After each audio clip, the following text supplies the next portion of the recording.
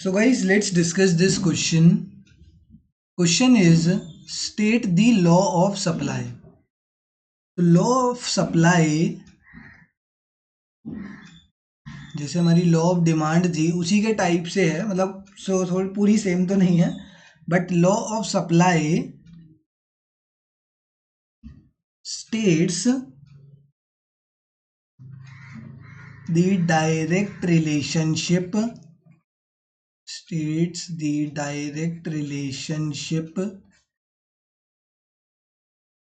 between price and quantity supplied.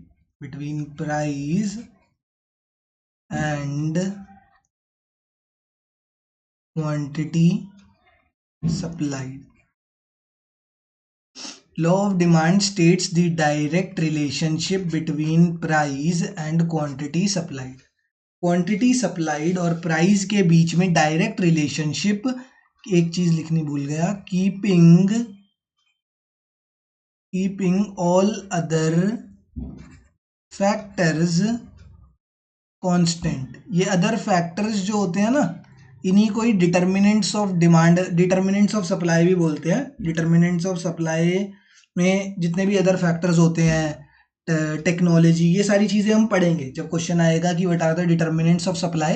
Determinants of supply में मतलब supply को क्या क्या चीज़ें डिटरमाइन करती हैं, किसकी वजह से सप्लाई अफेक्ट होती है. तो एक तो प्राइस की वजह से तो होती ही होती है, दोनों के बीच में डायरेक्ट रिलेशनशिप होती है, बट उसके अलावा और भी फैक्टर्स हैं जिसकी वजह से, जिसकी वजह से सप्लाई अफेक्ट होती है, कम या ज़्यादा होती है. वो अदर फैक्टर्स को इस टाइम पीरियड के लिए, जब हम ये रिलेशनशिप बता रहे हैं, तो उस टाइम पीरियड के लिए उस रिलेशनशिप को कांस्टेंट रख दिया जाता है. हम कहते हैं कि जितने भी अदर फैक्टर्स हैं उसमें कोई भी चेंजेस नहीं है, वो सारे कांस्टेंट हैं. तो जब वो कांस्टेंट होंगे तो प्राइस और क्वांटिटी सप्लाइड के बीच में डायरेक्ट रिलेशनशिप रहने वाला है. डायरेक्ट रिलेशनशिप का मतलब कि प्राइस बढ़ेगा तो क्वांटिटी सप्लाइड भी उसके साथ साथ बढ़ेगी, प्राइस कम होगा तो क्वांटिटी सप्लाइड भी उसके साथ साथ कम होगी. This is known as direct relationship.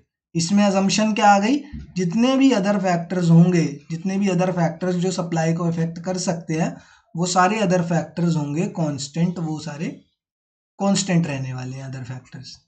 ठीक है ना. तो law of supply states the direct relationship between price and quantity supplied keeping all other factors constant. Thank you.